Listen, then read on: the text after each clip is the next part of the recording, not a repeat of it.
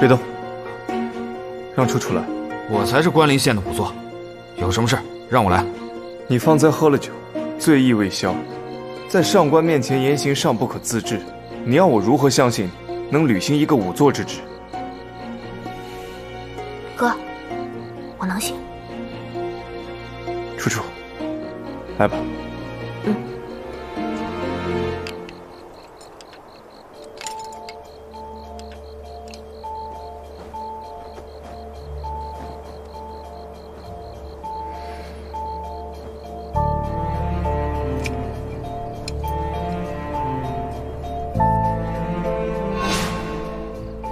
是内侍省的牌子。内侍省啊？这里怎么会有宫里的东西？死者，死者怎么了？死者不男不女。不男不女？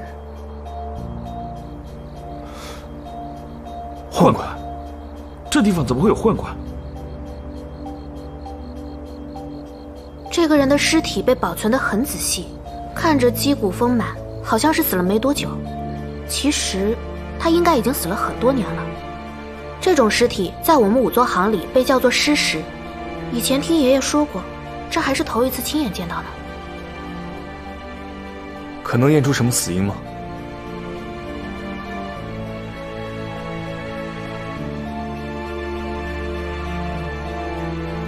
死者身上有多处锐器伤，伤口细窄，致命的那处伤是从左胸第5根肋骨处斜向上刺入的，直到贯穿心脏后，从左上背部刺出。凶器大概是个尖头、锐利、圆柱状的硬物，就像这个。对，就像这个。啊不，凶器和被凶器杀死的人都藏在一块儿，那这藏尸体的人是要干什么？啊，对了，如果这铁棍子是凶器，那把刀是干什么的？不过这个人伤的位置可太奇怪了。怎么说？死者的伤口大多分布在前臂、腹部、大腿上侧，位置最高的那处致命伤也是由下往上刺的。这有什么奇怪的？这死者是个习武之人，如果要这样杀死他的话，那凶手也一定是个练家子。等会儿，你怎么知道他是习武之人？冷姑娘跟我说过，习武之人都要学会善败，就是知道自己非要受伤不可的时候，能掌握自己受伤的程度。这个人身上不致命的伤大多都是又长又浅的，这是死者在凶器刺破肌肤时就依势而退造成的，以避免凶器刺入过深，伤势过重。这话倒是不错，不过这也没什么奇怪的呀。凶手是一个能杀死习武之人的练家子，那他就应该直接攻击人的要害处，比如说头部、喉咙。可是凶手并没有这样做。丫头，你是想说这个吧？是，不过好像不是凶手不想，是他不能。王爷，来吧。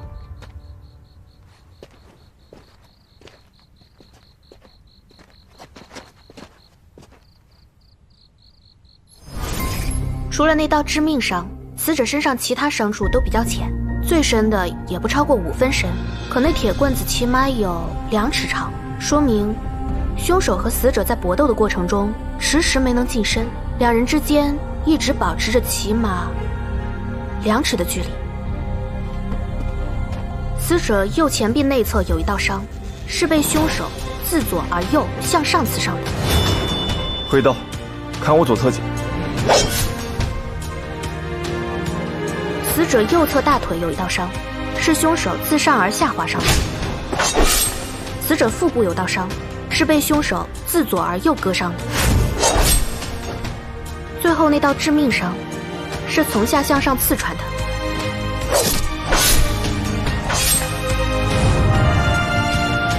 哎，你干啥？不许占我妹妹便宜！快起来！急什么？我没管你妹妹占我弟弟便宜呢。去。大哥，是我冒犯了。哥，我们这是在试着推断死者是怎么被杀，凶手是怎么杀人的。我扮死者，他扮凶手。在刚才推断的过程中，总觉得有说不出的奇怪，就是因为死者受伤的位置好像都是在同一高度、同一位置，而且根据死者的身长来推测，凶手出手的位置低得好像一个还没长大的孩子，可是孩子又没那么大的力气啊。如果凶手是跪着或者躺着杀人的，那就说得通了。通什么通啊？我看是狗屁不通。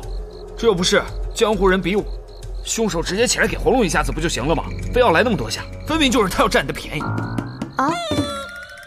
你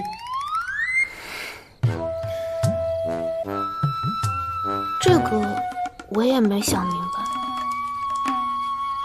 他并非是不想起来，他只是根本起不来。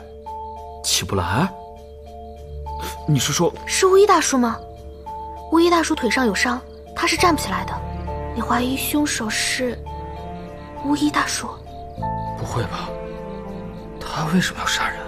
你没看刚才他俩比划吗？是这宦官先要杀他，他是为了自保才反抗杀了宦官，这事根本就不赖他。对，巫医大叔不是故意的，他要是不杀这个死者，那死的可能就是他了。就是啊，可他要是迫不得已才杀的人，为何不去报官？如果他不想让别人知道，他把尸体埋到土里就是了，费这么多心思把这尸体保存这么好，还把凶器和尸体一起砌在那墙里，这是为何呢？他这样的举动应该是想留存这些证据。留证据干什么？证明他把人杀了。楚楚，你方才说这宅子是在你小时候的某一天之后，突然就有了夜来鬼哭，传出了闹鬼的事情，你可还记得具体是在什么时候开始闹鬼的？记不清了。我记得，这院墙是我和我爹帮武艺大叔砌的。这院墙刚砌好就开始闹鬼，我爹心里还挺过意不去的。他应该是出于某些原因，想要留存住这些证据，又想防止别的宦官寻迹上门，才将这尸体和这凶器一并封存于这墙体之中。同时利用此地夜间多风的特点，有意做出了这一座所谓的鬼宅来。无疑本就是与鬼神之事打交道的人，他的住宅闹鬼，在那些寻常百姓看来也是合乎情理的，百姓只会害怕，却并不会起疑。可巫医大叔从没说过他有仇家呀，我们也没见过有人来上门找过他麻烦呀。那要不要报官？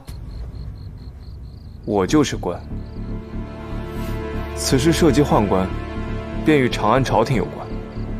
你们三个人听好，今晚这里发生的一切，未经我的允许，只字不得外泄。